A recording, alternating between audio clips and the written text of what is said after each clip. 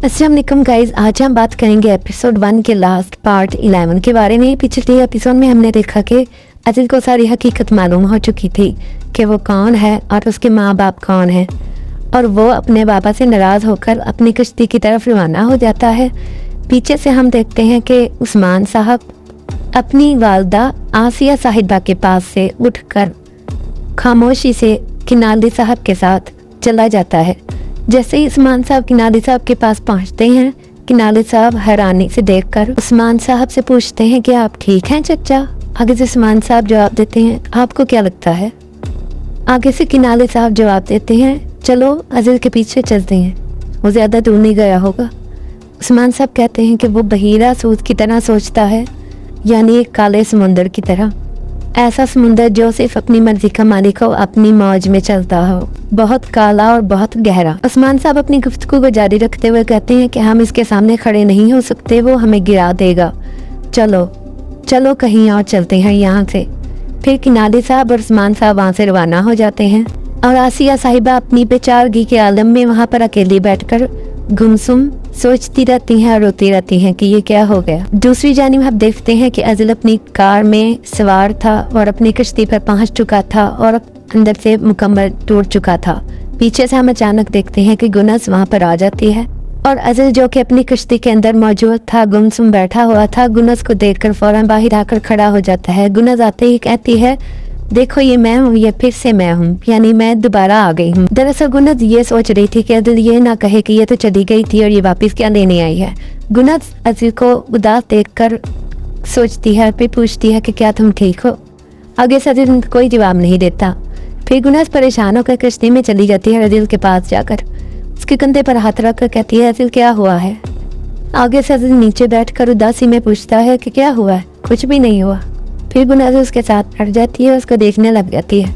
काफ़ी देर दोनों खामोश रहते हैं। फिर अज़िल कहता है कि मेरी ज़िंदगी उलट गई है, मैं बहुत अच्छे तरीके से रहता था, मैं ऐसा कभी भी नहीं था, मैं किसी चीज़ में मुलव्वस नहीं था। आगे से गुनस कहती है कि आपको किसने तकलीफ़ दी है? अज़िल हैरानी से उसे देखने लग जाता है, कहता है बाबा। आगे से गुनस के होश उठ चुके थे, यानी वो समझ नहीं पा रही थी कि इसके बाबा कैसे। फिर वो कहती है कि बाबा ने, हैरानी से।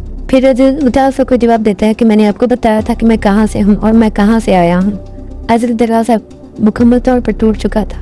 अज़िल कहता है कि ये जगह है जहाँ से मैं आया हूँ, यानी यही वो जगह है। वो कहते हैं ना कि तन्हा रहना बहुत बुरा होता है, यानी मेरे ख्याल से अकेले रहना इतना भी बुरा नहीं है। फिर गुनस अचानक उदासी से दूसरी तरफ अपना मुँह कर लेती है और अज़िल कहता है, नहीं वाकई आपका कोई ताल्लुक नहीं, कोई रिश्तेदारी नहीं, तो तुम पुरसुकून रहोगे। गुनस खामोशी से अज़िल की सारी बातें सुन रही थी। दोनों ही बहुत अफसरदा हो चुके थे। काफ़ी देर खामोशी के बाद गुनस अपनी खामोशी ख़त्म करते हुए अज़िल को समझाते हुए कहती है कि आपने अपने वालिद से मुलाकात की है। अज़िल कहता है तो? आगे से गुनस कहती है, तुम अपने वालिद से मिल रहे हो अज़िल, समझो ये कितना शानदार है यार। अभी कल ही तुमने कहा था कि मैं अपनी उनकी कब्र पर जाना चाहता हूँ, वो जिंदा है, वो अभी भी जिंदा है, ये बिल्कुल ना मिलने से बेहतर है। आगे से अज़िल कहता है, मैं यतीम हूँ, मैं छोड़ दिया गया था गुनस, मैं गुनाहगार नहीं था, लेकिन मुझे ऐसा समझा गया था कि मैं जैसे गुनाहगार हूँ, एक शख्स, इसे कैसे माफ़ कर सकता हूँ मैं? मतलब एक इंसान इन सब को कैसे माफ़ कर सकता है जो उसके साथ हुआ हो? ये कहकर अज़िल दूसरी तरफ मुँह कर बैठ जाता है और गुनस उसे देखती रहती है और काफ़ी देर उदास होने के बाद अपने हाथ से उसका मुंह अपनी तरफ करती है और कहती है कि अज़िल, इंसान कभी भी जिंदा नहीं रह सकता अगर वो माफ़ करना ना सीखे। आगे से अज़िल हैरानी से उसको देखने लग जाता है और अपना रोना रोकते हुए उदासी में कहता है कि ज़िंदगी मेरी मकरूज है, मेरी कर्जदार है। गुनस कहती है, फिर ले लो जो तुम्हारा हक है, जब तक तुम जिंदा हो हर एक को गले लगाओ जो तुम्हारे मकरूज हैं। और अज़िल हैरानी से उसे देख रहा था, जैसे उसके पास कोई ऐसा शख्स मौजूद हो जो उसका सहारा बन सकता हो, और गुनस के हाथों की तरफ देखने लग जाता है। गुनस ने अपने हाथ उसके बाजुओं पर रखे हुए थे उसको दिलासा देने के लिए। फिर अज़िल अपना रोना रोकते हुए दूसरी तरफ मुँह करके बैठ जाता है। गुनस उसको दिलासा देने के लिए अपने हाथ से उसके कंधे को सनाती है और अज़िल अपने आंसू साफ करके खुशी के मारे उसको देखने लग जाता है। काफ़ी देर सोचने के बाद उसके चेहरे की तरफ देखता है और गुनस चेहरा हिलाकर कहती है, बिल्कुल। और अज़िल भी हाँ के जवाब में चेहरा हिला देता है और कहता है कि ये अच्छा है कि मैं आपसे मिला, आगे से गुनस मुस्कुराने लग जाती है और कहती है कि अच्छी बात है। ये सुनकर अदिल खुश होकर दूसरी तरफ मुकर के बैठ जाता है और काफ़ी देर सोचने के बाद उसे याद आता है और कहता है 1 मिनट, तुम तो जाने वाले थे। और गुनस घबरा जाती है। दरअसल गुनस का भी दिल नहीं था यहाँ से जाने का और ना ही अदिल का दिल था कि गुनस यहाँ से जाए। और घबरा कर गुनस कहती है मतलब मैं तो चली गई थी, बहरहाल मैं जा ही रही हूँ, मतलब मेरी एक बहुत ही कीमती चीज़ खो गई है। इस तरह घबरा कर वो खड़ी होकर बातें करने लग जाती है और अदिल मुस्कुरा कर खड़ा होकर किश्ती को हाथों से पकड़कर उसको देखने लग जाता है। गुनस आके से बोलती रहती है और अदिल प्यार से उसको देखता रहता है। तो गुनस कहती है मैं तो वो चीज़ लेने आई हूँ, मतलब मैं किसी और के लिए नहीं आई, मैं तो बस ये पूछने आई हूँ। और अदिल मुस्कुरा कर उसे देख रहा होता है जैसे उसकी मोहब्बत उसके सामने खड़ी हो। आगे से गुनस घबरा कर कहती है मेरी तो फ्लाइट भी छूट गई, जे अच्छा है मतलब मैं वापस आके तुमसे मिल ली, लेकिन कोई बात नहीं, मतलब ये वो आपको सहारे की भी ज़रूरत थी, ये अच्छा है कि हमने बात की। और मैं क्या कह रही हूँ, मेरा हार क्या, मतलब तुमने मेरा हार देखा है। आगे से अदिल मुस्कुरा कर अपनी जेब से हार निकाल कर उसको दिखाता है। गुनस कहती है अल्लाह का शुक्र है, शुक्र ये मिल गया, आपका शुक्रिया, मतलब आपका बहुत बहुत शुक्रिया, ये मेरे लिए बहुत मायने रखता है। आगे से अदिल मुस्कुरा कर कहता है मतलब मुझे अंदाज़ा है, मैं अंदाज़ा लगा सकता हूँ। फिर गुनस काफ़ी देर सोचने के बाद कहती है अच्छा मैं अब जा सकती हूँ। ये बात सुनकर अदिल के चेहरे की हंसी दोबारा गायब हो गई थी और वो कहता है ओके। दरअसल वो नहीं चाहता था कि गुनस वहाँ से जाए। अदिल कश्ती से बाहर निकलकर गुनस की तरफ अपना हाथ बढ़ाता है ताकि वो उसकी मदद से बाहर आ सके। गुनस उसके हाथ पर अपना हाथ रख के बाहर आती है और उसको देखने लग जाती है। काफ़ी देर वो एक दूसरे को देखते रहते हैं और गुनस कहती बहुत शुक्रिया। अदिल कहता है कोई बात नहीं, मुझे खुशी हुई। गुनस कहती है अपना ख्याल रखना। फिर अदिल हाथ का इशारा करता है और गुनस वहाँ से चली जाती है। पीछे से अदिल कहता है और आप भी। फिर गुनस चलती रहती है। अदिल उसको मोहब्बत की तरह देखता रहता है। दरअसल वो नहीं चाहता था कि गुनस वहाँ से जाए और गुनस का दिल भी नहीं था कि वो वहाँ से जाए, इसीलिए वो बार बार पीछे अदिल की तरफ मुड़कर देख रही थी कि शायद अदिल उसे रोक ले, लेकिन ये नामुमकिन था। दोनों एक दूसरे से बेइंतहा मोहब्बत करते थे, लेकिन दोनों को इस बात का इल्म नहीं था। फिर अदिल उदास होकर नीचे बैठ जाता है। एक तरफ गुनस वहाँ से जा चुकी थी, उसको अंदाजा नहीं था कि गुनस उससे दोबारा मिल सकेगी या नहीं, और दूसरी तरफ उसकी ज़िंदगी की सबसे बुरी हकीकत उसके सामने आकर खड़ी हो गई थी। गुनस काफ़ी दूर जाने के बाद अदिल की तरफ मुड़कर उसको देखती है और फिर आगे चली जाती है, लेकिन अदिल उसी की तरफ देख रहा था। अब आते हैं हम दूसरे सीन की तरफ जिसमें उस्मान साहब एक कब्र के ऊपर खड़े हैं। शायद वो उनकी बीवी की थी, यानी अदिल की माँ की, जिनसे वो मोहब्बत करते थे। और वो उनसे कब्र के ऊपर खड़े होकर कह रहे थे कि आज मैंने अपने बेटे को देखा, वो बहुत बहादुर है, मुझे अब किसी की परवाह नहीं, मैं उसे हर हाल में अपने साथ ले जाऊंगा। मैं तुमसे वादा करता हूँ जो कुछ भी होता है, मुझे जो कुछ भी खोना पड़ा, मुझे किसी चीज़ की भी परवाह नहीं, मैं सब कुछ संभाल लूंगा। ये कहना था कि वह अचानक कब्र के ऊपर नीचे गिर जाते हैं, मतलब टेक लगा कर बैठ जाते हैं। शायद उनको हार्ट अटैक आ रहा था, यानी दिल का कोई मसला बन रहा था। फिर अचानक किनाली साहब भाग कर आते हैं, फ़ोन पर कहते हैं कि डॉक्टरों को बुलाओ जल्दी। बुलाकर कहते हैं चचा चचा ठीक है। उस्मान साहब कोई जवाब नहीं देते। अब आते हैं हम दूसरे सीन की तरफ जिसमें उस्मान साहब की बीवी बैठी होती हैं। अचानक उनको किसी की कॉल आती है, वो चाय पीते पीते नीचे कप रखती हैं, कॉल उठाती हैं, देखते हैं कि आगे आसिया साहिबा होती हैं। आसिया साहिबा फ़ोन पर कहती हैं मैं आसिया हूँ। आगे से नरमीन साहिबा कहती है हेलो, मैं आपको जानती हूँ, मतलब मैं आपकी आवाज़ पहचानती हूँ, आपकी आवाज़ वैसी ही है। आगे से आसिया साहिबा गुस्से से कहती हैं कि सुनो बहू, जो मैं तुम्हें बताने जा रही हूँ ये बात मैं तुम्हें बस एक बार ही बताऊंगी। आगे से नरमीन साहिबा कहती हैं मेहरबानी होगी आपकी कि आपने मुझे कॉल की। आगे से आसिया साहिबा गुस्से से कहती हैं, यानी चिल्ला कर कहती हैं कि गौर से सुनो और समझो, अगर मेरे बच्चों को ज़रा सी भी तकलीफ हुई। आगे से नरमीन साहिबा गुस्से में कहती हैं कि मैं तो वाकई आपका मतलब नहीं समझ रही, वाकई नहीं समझ सकती मैं, अगर कुछ और नहीं कहना तो मैं फ़ोन रख रही हूँ। आगे से आसिया साहिबा कहती है वक्त आने पर तुम्हें पता चल जाएगा बहू, जब वक्त आएगा तुम्हें पता चल जाएगा, और वो फ़ोन काट देती है। पीछे से हम देखते हैं कि आयला वहाँ पर आ चुकी थी, वो सारी नरमीन की बातें सुन रही थी और पास आकर बैठ जाती है और उसको गौर से देखने लग जाती है। और नरमीन साहिबा कुछ बड़बड़ाने लग जाती है, नीचे बैठते हुए कहती हैं कि चलो फिर देखते हैं क्या होता है। आयला उसकी तरफ देखकर कहती है बहन तुम ठीक हो।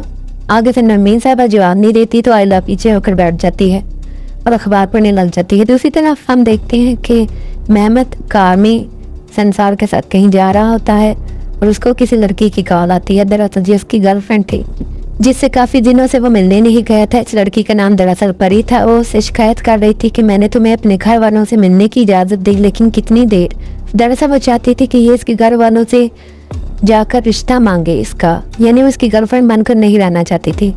बाकी हम मेहमत से तो वाकिफ़ ही हैं कि वो कैसा लड़का है। आगे से परी कहती है कि क्या मुझे हर वक्त तुम्हारे पीछे भागना पड़ेगा मेहमत मचारी। आगे से मेहमत कहता है कि मैं मसरूफ़ हूँ, हम बात में बात करेंगे परी। आगे से परी जवाब देती है कि तुम हमेशा मुझे यही कहते हो। आगे से मेहमत मुस्कुरा कर जवाब देता है कि ये नामुमकिन है कि मुझे आपकी याद ना आए, मतलब मैं भी आपको याद करता हूँ। आगे से परी कहती है ठीक है, तो फिर मैं इंतज़ार कर रही हूँ। यानी मैं इंतज़ार कर रही थी कि वो अपने घर वालों को लेकर उसके घर वालों से कब मिलने आएगा। आगे से मेहमत कहता है थोड़ा मसरूफ़ हूँ, मुझे घर जाना, बाद में कॉल करूँगा। परी कहती है ठीक है, जैसा तुम चाहो। फिर वो गुस्से से मोबाइल बंद करके चली जाती है। अब आते हैं हम दूसरे सीन की तरफ, जिसमें मेहमत मिस हवा के पास जाता है जवाब देने, यानी उनके सामान के बारे में कि हमने क्या पता कराया।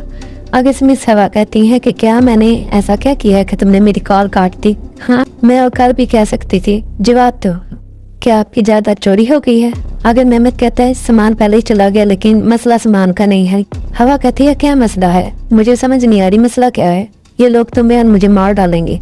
मेहमत कहता है मेरे वालिद, यानी मसला मेरे वालिद साहब हैं। वालिद साहब को ये पता नहीं चलना चाहिए कि मैं इस मामले से जुड़ा हुआ हूँ।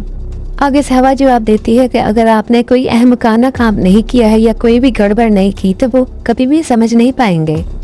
बस मुझे बताओ कि हुआ क्या है। आगे से मेहमत कहता है कि मैंने अपने वालिद साहब को उस कप्तान से बात करते हुए देखा जिसने सामान को समंदर में डुबो दिया था। हवा कहती है तो। मेहमत कहता है मुझे नहीं पता उनका आपस में क्या ताल्लुक था, ये कुत्ता मेरे वालिद को इतला दे सकता है। आगे से वह कहती है लेकिन आप सामान तो आपके जहाज में नहीं है, और वैसे भी अगर आपको बंदरगाह में कोई वफादार आदमी मिल जाए तो कुछ भी नहीं होगा। आगे से मेहमत कहता है अच्छा ठीक है, हम देखेंगे। हवा कहती क्या हुआ है, क्या तुम इतने डरते हो तुम्हारे बाप को पता चल जाएगा। मेहमत कहता है खौफ तो बेकार है फुफ्फो, मैं तो जानता था कि मेरा रास्ता खत्म होने वाला है और इस रास्ते से मैं कभी भी नहीं हटूंगा। आगे से उसकी फुफ्फो यानी हवा कहती है कि यहाँ तक कि आपका बाप भी आपका रास्ता रोके तब भी। आगे से मेहमत जवाब देता है जी हाँ तब भी, अगर वो मेरा रास्ता रोकते हैं तो मैं उन पर अपना कदम रख के आगे चला जाऊंगा। फिर हवा मुस्कुरा कर कहती है ठीक है आगे बढ़ो, फिर हम देखेंगे। उसके कंधे को चलाकर वहाँ से चली जाती है और मेहमत पीछे से आवाज देता है और वैसे भी अगर मेरे वालिद साहब को पता चला तो मैं वही करूंगा जो मैंने आपसे कहा है, फिक्र ना करें, यकीन रखें और माल के मालिकान को बता दीजिएगा कि मैं नुकसान की तलाफी करूंगा। यह सुनकर हवा वहाँ से मुस्कुरा कर चली जाती है। फिर हम देखते हैं कि मेहमत को किसी की कॉल आ रही थी, यानी ये हाकी साहब थे मेहमत के मामू यानी उसकी अम्मी के भाई और आइला के शौहर। मेहमत कॉल उठाते ही कहता है मैं सुन रहा हूँ मामू। आगे से हाकी साहब कहते हैं कि आप रेज में हैं और यहाँ पर बहनोई बीमार हो गए हैं। मेहमत कहता है क्या। हाकी कहते हैं कि मतलब दरअसल उनका दबाव बहुत ज़्यादा था और उनको अस्पताल लेकर गए हैं, अब वो ठीक है, वैसे भी फिक्र करने की कोई बात नहीं, और वो किनाली के साथ हवाई जहाज़ के ज़रिए वापस आ रहे हैं। आगे से मेहमत कहता है ठीक है अब मैं भी आता हूँ। अब आते हैं हम दूसरे सीन की तरफ जिसमें मेहमत की बहन फैतोज घर में चिल्ला रही थी और कह रही थी कि नहीं मैंने तो नहीं कहा, मतलब मैंने उनके सामने कोई मुजाहिरा नहीं किया, मतलब कोई जिद नहीं की कि वो मुझे साथ रखे थे ताकि वो परेशान ना हो। लेकिन अगर मेरे वालिद साहब को वहाँ कुछ हो जाता तो क्या होता, उनका ब्लड प्रेशर तो 19 हो गया था। ये सब कुछ सारे घर वाले देख रहे थे पर मेहमत भी वहाँ पर आ चुका था। आगे से हाकी साहब जवाब देते हुए कहते हैं मेरी प्यारी मैंने सब कुछ देखा है, तुम पुरसुकून हो जाओ, वो ठीक है। और किनारे सब कहते हैं हाँ बिल्कुल, मतलब अस्पताल के डॉक्टरों ने फौरन उनका इलाज किया था, तुम फिक्र मत करो चाचा ठीक है। आगे से फतोस उनको देखते हुए कहती है बाबा वो क्यों गए, आपने कुछ नहीं कहा, मतलब कुछ भी राज कुछ पहेली। अचानक मेहमत कहता है कि हमें तो किनाली से पूछना होगा कि वो क्यों गया था। किनाली साहब हैरानी से कहते हैं भतीजे चचा चाहेंगे तो बता देंगे कि वो क्यों गए थे। अचानक नरमीन साहिबा बैठे हुए बोलती हैं कि इस खानदान के साथ जो कुछ भी बुरा होता है वो सब उन जमीनों की वजह से होता है, और गुस्से से खड़ी होकर किनाली साहब के पास जाकर खड़ी होकर कहती हैं कि आसिया ने इस मान से क्या कहा जिसने उसे परेशान कर दिया। किनाली आगे से किनाली फौरन जवाब देता है कि वो आसिया माँ से अकेले में बात कर रहे थे, मैंने कुछ भी नहीं सुना, और यहाँ तक कि अगर मैंने सुना भी होता तो मेरे बस में नहीं था कि मैं आपको इस बारे में बताऊं। आगे से नरमीन साहिबा कहती है ये वाजिया है, हम जानते हैं कि उस्मान के 2 कान हैं, मतलब 2 कान ज्यादा हैं, अगर आपने देखा भी होता तो आप अंधे बन रही हैं। और अगर आपको जरूरत ना हो तो आप नहीं सुनते। अब बताओ कि इस औरत ने मेरे शौहर को कैसे तबाह किया? नहीं, उसे क्या मसला है कि इतने सालों के बाद उस्मान उसके पास गया? किनारी साहब कहते हैं कुछ नहीं हुआ, ऐसी कोई खास बात नहीं, हमें जाना था और हम चले गए। आगे से नरमीन साहिबा जवाब देती हैं अच्छा ठीक है, और वापस जाकर अपनी चेयर पर बैठ जाती हैं तंजिया अंदाज में, गुस्से में। अचानक उस्मान साहब पीछे से आ जाते हैं और किनारे साहब उसे देखकर कहते हैं आप थके हुए लग रहे हैं, हम बाद में बात करेंगे।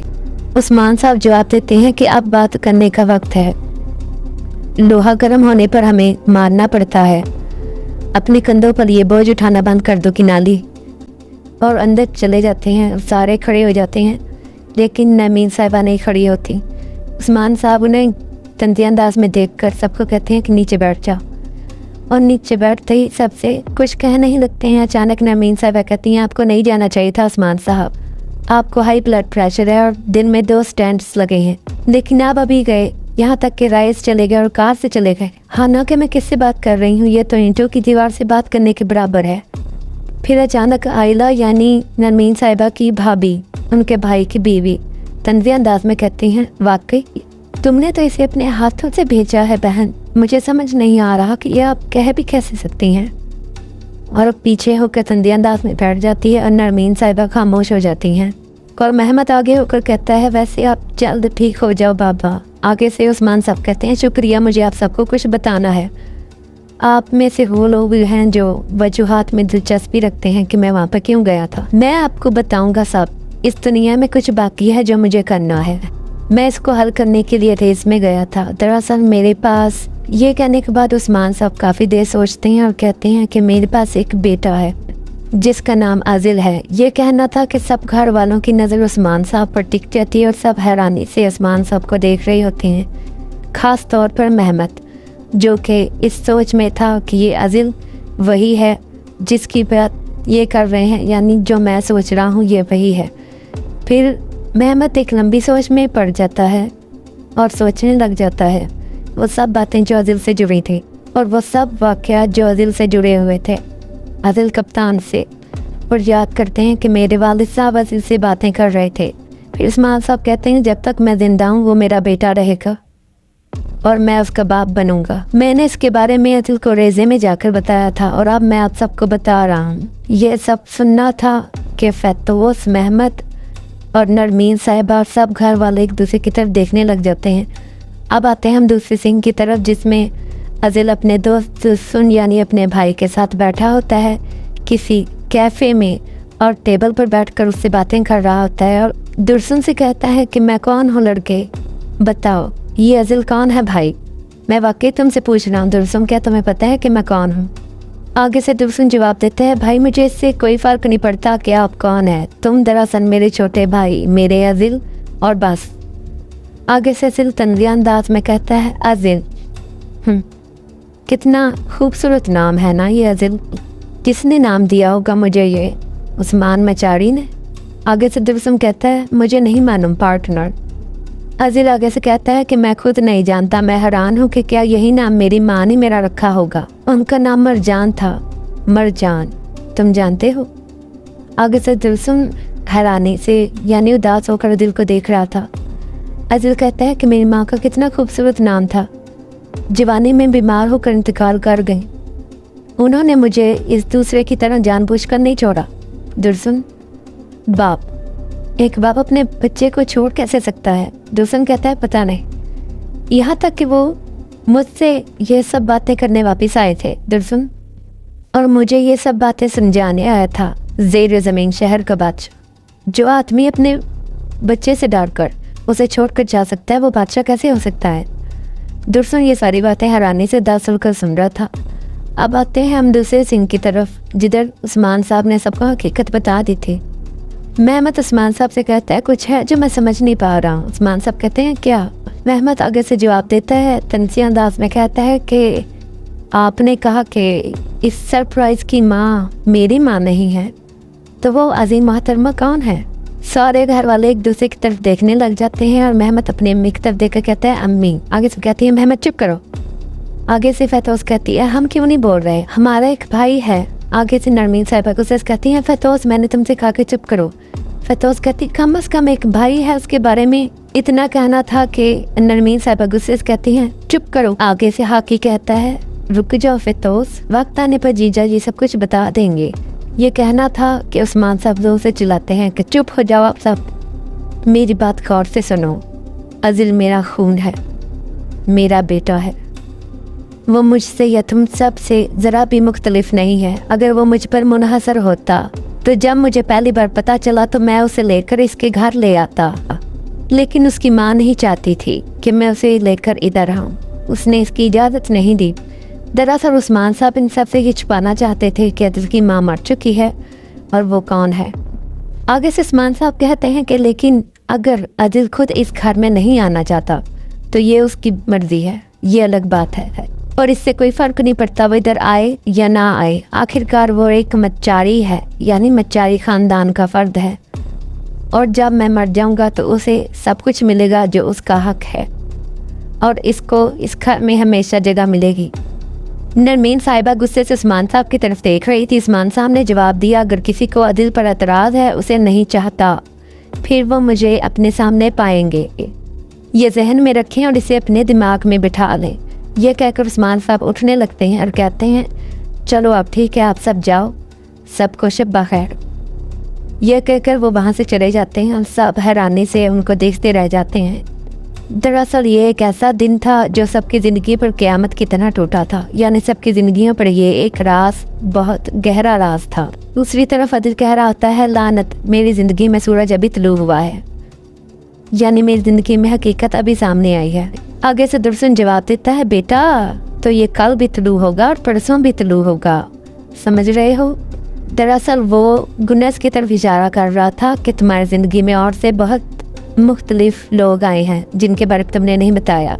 अचानक अज़िल कहता है, वो मुख्तलिफ थी, उसने मुझे जला दिया। दुर्सन, क्या मैंने तुम्हें इस बारे में बताया है? दुर्सन आगे से हैरानी से मुस्कुरा कर देख रहा होता है और कहता है, क्या आप भाभी की बात कर रहे हैं? क्या ये ठीक नहीं है? क्या मैं गलत कह रहा हूँ? क्या उनका नाम गुनज है ना? मुस्कुरा कर वो अज़िल से बातें कर रहा था। अज़िल आगे से शर्माने लग जाता है और शर्मा कर दूसरी तरफ मुँह करके बैठ जाता है। कहता है, मेरी ज़िंदगी में कभी भी मेरा दिल किसी के लिए इतनी नहीं धड़का। तुम जानते हो वो मुझे क्या कह रही थी? वो कह रही थी कि आपका ख़ानदान है, खुश रहो, शायद हम भी एक ख़ानदान बन जाएंगे। अगर मैं कहूँ कि मैंने उसके बारे में नहीं सोचा तो ये झूठ होगा।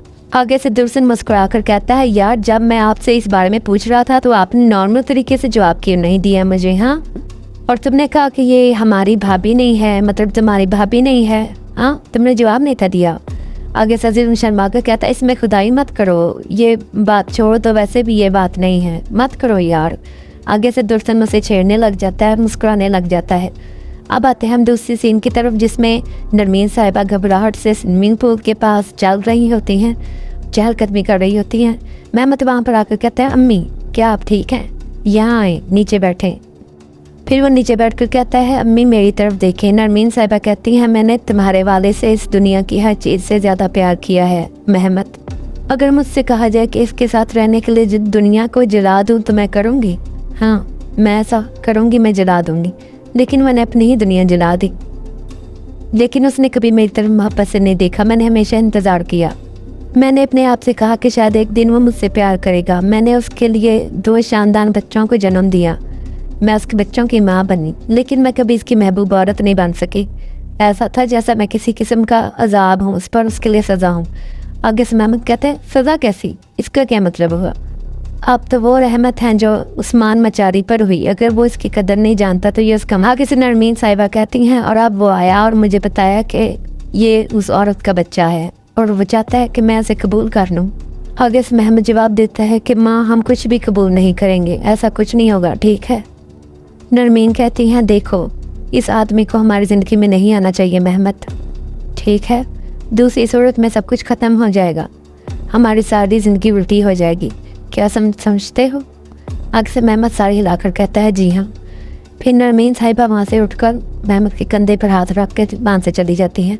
दरअसल वो इस बारे में बात कर रही थी कि आज तक ये अपने बेटे महमद को उसकी जगह दिलाने के लिए जितनी मेहनत करती रही हैं वो सब बेकार जाएगी। यार अगर अज़िल इस जगह आ गया और उसकी जायदाद उसकी हो गई फिर मेहमत किसी को कॉल करता है और कहता है मुझे आपकी मदद की ज़रूरत है, हमारा कारोबार राइज में है जिसे मुकम्मल करने की ज़रूरत है। यानी वो अपने कारोबार को पूरा करने के लिए हर उस हद तक जा सकता था जो हम सोच भी नहीं सकते थे। उसके बाद कुछ गाड़ियाँ हम देखते हैं कि जो आदिल की कश्ती के पास पहुँचती हैं और उसमें से वही आदमी निकलते हैं जो मेहमत के आदमी थे। दरअसल वो अपना काम पूरा करने के लिए आदिल को रास्ते से हटाना चाहता था। दूसरी तरफ हम देखते हैं कि आदिल दुर्सम के साथ कार में अपनी कश्ती के पास पहुंच चुका था और बाहर निकलकर उसके पास खड़ा होता है और कुछ आदमी इन दोनों को देख रहे होते हैं। आदिल बाहर निकलकर दुर्सम से कहता है कि मुझे लगता है कि तुम्हारी ज़िद ख़त्म हो जाएगी, ये अच्छी बात है, चलो मैंने चाबियाँ अंदर छोड़ दी हैं, उन्हें लो और यहाँ से चले जाओ। वो घर पर आपका इंतज़ार कर रहे हैं, शायद मेज़ भी सेट हो चुकी होगी। आगे से दुर्सम कहता है यार जैसे मैं तुम्हारे बगैर खाना खा लूँगा। आदिल कहता है क्या मतलब, क्यों, क्या गोभी का सूप आप फिर भी उसे नहीं खाओगे? आगे से दुर्सम कहता है मैं उसे नहीं खाऊंगा और बस। आगे से अजील कहता है यार मैं जहाँ भी जाऊँगा तुम्हें बताऊँगा, मिसिस साबरी को लेकर वहाँ पर आ जाना। तुम ऐसा करते हो जैसे मैं आज मर जाऊँगा और तुमसे कभी नहीं मिल पाऊँगा। आगे से दुर्सन फ़ौरन गुस्से से बोलता है यार तुम क्या बात कर रहे हो, खुदा ना करे ऐसा हो तुम्हारी ज़ुबान पर कौड़ा पड़े। आगे से दिल कहता है दुर्सन चलो मैं तुम्हें मारूंगा, यहाँ से चले जाओ। और वो आदमी इन दोनों की गुफ्तगू सुन रहे थे। फिर दुर्सन आदिल से हाथ मिलाकर उसके गले में मिलता है और उसके गले में कहता है मैं तुम्हें अल्लाह के हवाले करता हूँ, ठीक है? आगे से दिल कहता है और तुम्हें भी पार्टनर, तुम्हें भी। फिर वो पीछे होकर उससे कहता है चलो जाओ दुर्सन। फिर अजिल जाने लगता है। दुर्सन कहता है अजिल मुझे आप मैसेज करेंगे कि आप पहले कहाँ जा रहे हैं, ठीक है? अजिल कहता है माएँ तुम्हारे स्पुर्द हुई, ठीक है? और वहाँ से चला जाता है उदासी के आलम में। दरअसल अजिल मुकम्मल तौर पर टूट चुका था, वो अकेला रहना चाहता था कहीं दूर जाकर। दुर्सन हैरानी से उसे देख रहा होता है, उदास होकर और अपनी कार में बैठकर चला जाता है। वहाँ से वो दो आदमी अजिल को देख रहे होते हैं कि ये अब अकेला है, हम इस पर वार कर सकते हैं। दूसरी तरफ हम आते हैं जहाँ मेहमत उस्मान साहब के कमरे में था। वो कहता है अरे उस्मान मचारी, अरे आपकी दवाइयों की वजह से तो आप बेहोश हो गए हैं, गहरी नींद सोए हुए हैं। ये पहली बार है कि मैं आपके इतना करीब हूँ, लेकिन आप तो यहाँ हैं ही नहीं। अगर मैं आपको सब कुछ अभी बता दूँ तो कितना अच्छा रहेगा, ठीक है? तुमने मुझे कभी बचपन में घुमाया भी है कहीं, कहाँ लेकर गए हो तुम बताओ? दरअसल मेहमत नशे में था और अपनी माँ की इंसल्ट यानी बेइज्जती के बारे में सोच रहा था जो उस्मान साहब ने उनको हकीकत बता कर की थी। और मेहमत उस्मान साहब से अपनी माँ का बदला भी लेना चाहता था। मेहमत दरअसल तनज़िया अंदाज में उस्मान साहब से कह रहा होता है कि क्या तुम मुझे बचपन में उस औरत के पास लेकर गए थे? उसने मुझे कैसे उठाया, कैसे गले लगाया, कैसे मेरी खुशबू ली, कैसे मुझे चूमा, बताओ मुझे ये सब। लेकिन नहीं, आपके पास ऐसा एक लम्हा भी नहीं था कि आप मुझे कहीं लेकर जाते, कोई भी नहीं। तुमने हमेशा मुझसे नफरत की है उस्मान मचारी, और मैं एक अहमक की तरह तुम्हारी तारीफ़ के लिए तुम्हारे आगे पीछे घूमता रहा, एक गूंगे की तरह। लेकिन अब ये सब हकीकत सामने है, वादिया है। अब से मेरा रास्ता वहाँ है जहाँ मैं चाहता हूँ। तुम मुझे फेरने की कोशिश भी ना करना, तुम हिम्मत भी ना करना, तुम मेरे सामने ना आना, हिम्मत भी ना करना उस्मान मचारी। और वैसे भी अब चाहे भी तो नहीं कर सकते, यानी मुझे मेरे रास्ते से नहीं हटा सकते। इस वक्त हम समझ सकते हैं कि उस्मान साहब की जान ख़तरे में थी। मेहमत उनकी जान लेने वाला था क्योंकि उसके सर पर खून सवार था। दूसरी तरफ हम दूसरे सीन में आते हैं जिसमें अजिल अपनी साबिय माँ यानी दुर्सन की सगी माँ के सामने बैठा हुआ बातें कर रहा था। वो उन्हें समझाने की कोशिश कर रहा था कि मैं यहाँ से जा रहा हूँ। अजिल कहता है कि मैं वापस नहीं घर आ सकता आंटी, मतलब मैं कहीं भी फिट नहीं होता, मेरी कहीं भी जगह नहीं है। आगे से साबरी माँ कहती हैं एक बार आप इसकी आदत तो डाल लें, आप घर आ जाएं, हम सब मिलकर इसकी आदत डालेंगे रहने की, सब कुछ पहले जैसा हो जाएगा। आगे से अजिल हैरान होकर कहता है ऐसा ना करो अम्मी, ऐसा ना करो कि मैं जैसे खुशी के लिए जा रहा हूँ, अपनी खुशी से तो नहीं जा रहा मैं, और वैसे भी मैं आपकी ज़िंदगी को हमेशा के लिए नहीं छोड़ रहा। आगे से साबरी माँ कहती हैं ठीक है मैं ज़िद नहीं करूँगी, लेकिन तुम घर तो आओ, मैं तुम्हारे लिए गोभी के रोल बनाऊँगी, मैं तुम्हारे लिए दूध गर्म करूँगी, तुम्हें सोने से पहले दूँगी। ये सब बातें अजिल मुस्कुरा कर सुन रहा था, उनको प्यार से देख रहा था। साबरी माँ आगे से कह रही थी तुम्हें याद है तुमने बचपन में से कैसे पिया था मैं आगे खड़ी थी और तुम खड़े हो गए थे। मुझे तुम्हारी मूंछें नज़र आ रही थी, मतलब दूध जैसी मूंछें। तुम कह रहे थे देखो मेरी मूंछें आ गई हैं, मैं बड़ा हो गया हूँ, दूध से बनी मूंछें। और तुम कहने लगे थे कि मैं बड़ा हो गया हूँ माँ, मैं आपकी हिफाजत करूँगा, क्या तुम्हें याद है? आगे से अज़ील कहता है मैं कभी नहीं भूला, भूल भी नहीं सकता मैं कैसे भूल सकता हूँ जो कुछ आपने मेरे लिए किया माँ। आगे से माँ भी दुखी हो जाती हैं और अज़ील भी। मैं जहाँ भी जाता हूँ आप हर वक्त मेरे साथ होती हैं माँ, देखें आप यहाँ हैं। अज़ील साबरी माँ का हाथ पकड़कर अपने दिल पर रखता है और कहता है आप यहाँ पर हैं। फिर साबरी माँ अज़ील के सर के साथ सर जोड़कर कहती है बेटा। आगे से अज़ील भी मोहब्बत से कहता है अम्मी। फिर साबरी माँ का हाथ पकड़कर वो चूमता है और साबरी माँ पीछे होकर कहती हैं वैसे तुम कहाँ जा रहे हो अज़ील? अज़ील कहता है मैं नहीं जानता, मैं खुद भी नहीं जानता अम्मी। आगे से साबरी माँ कहती हैं तुम वापस तो आओगे ना, हर किसी को एक दिन अपने घर वापस आना होता है बेटा, है ना अज़ील? अज़ील मुस्कुरा कर कहता है वाकई साहब वापस आ रहे हैं, वो वापस आ रहे हैं अम्मी। आगे से उसे गले लगा कर कहती है बेटा, और वो भी वापस से कहता है अम्मी। ये सब कुछ कश्ती के पास खड़े उस गाड़ी में बैठे दो आदमी देख रहे थे। दरअसल वो इन पर हमला करने वाले थे। उनके हाथ में एक रिमोट कंट्रोल था, उन्होंने उस कश्ती में बम लगाया हुआ था। दूसरी तरफ अज़ील अपनी साबरी माँ को कहता है आइए चलते हैं, अब सड़क पर दौड़ने का और पाँव सड़क पर जोर से मारने का वक्त आ गया। दूसरी तरफ हम देखते हैं कि महमद तकिया लेकर अपने बाबा के पास खड़ा होता है, यानी उनकी जान लेने वाला था, और साथ ही साथ रो रहा था कि ये मैं क्या कर रहा हूँ। लेकिन इस वक्त उस पर खून सवार था और उसको कोई होश नहीं थी, वह नशे में था। अचानक वो उस्मान साहब के मुंह पर तकिया रख देता है। अब आते हैं हम दूसरे सीन की तरफ, जिसमें अज़ील और साबरी माँ कश्ती से निकल कर जाने लगते हैं और वो आदमी अपने हाथ में पकड़े हुए रिमोट को दबाते हैं और वहाँ पर एक ज़ोरदार धमाका होता है और हम देखते हैं कि अज़ील पानी में बेहोश होता है। दरअसल हम नहीं जानते थे कि साबरी माँ वहाँ से जा चुकी थी या नहीं जा चुकी थी। इसके बाद दूसरी तरफ हम देखते हैं कि महमद कमरे से बाहर निकलकर एक लंबी सोच में मुब्तला हो जाता है और बहुत ही परेशान होता है। शायद वो उस्मान साहब की जान ले चुका था, लेकिन अभी तक हम कुछ भी नहीं जानते थे। इस तरह वो परेशानी की आलम में आगे चल कर आ रहा होता है। अचानक वो देखता है कि गुनैस गेट के अंदर दाखिल, उसने अपने कपड़े भी तब्दील कर लिए थे और वो गेट से अंदर दाखिल होकर आगे चल कर आ रही होती है। वो महमद को देख लेती है। जैसे वो महमद को देखती है हैरानी से कहती है महमद, यानी वो हैरान थी कि ये जेल से बाहर आ चुका है और महमद भी इसको देखकर खुश हो जाता है और आकर कहता है मेरी गुनैस, और आगे बढ़कर कहता है खुशामदीद। उसे गले लगा लेता है जोर से। गुनैस हैरान थी और उसको गले लगा कर कहता है खुशामदीद गुनैस। गुनैस हैरानी से कहती है शुक्रिया। तो फ्रेंड्स, ये थी आज की एपिसोड। अब हम मिलेंगे एपिसोड 2 में। आई होप आपको ये पार्ट पसंद आया होगा। अगले पार्ट देखने के लिए चैनल को सब्सक्राइब करें और वीडियोस को लाइक करें। अल्लाह हाफिज़।